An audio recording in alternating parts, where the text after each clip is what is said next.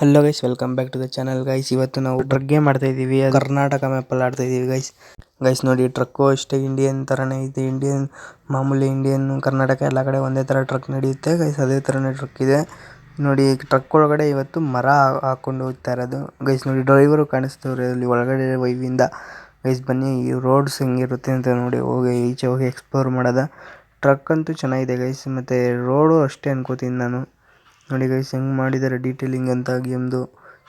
ಪರವಾಗಿಲ್ಲ, ಚೆನ್ನಾಗೈತೆ ಗೈಸ್. ನೋಡಿ, ಫ್ರಂಟ್ ವ್ಯೂ ಇದು, ಫ್ರಂಟ್ ಮಿರರಿಂದ ಹೆಂಗೆ ಕಾಣಿಸುತ್ತೆ ಅಂತ.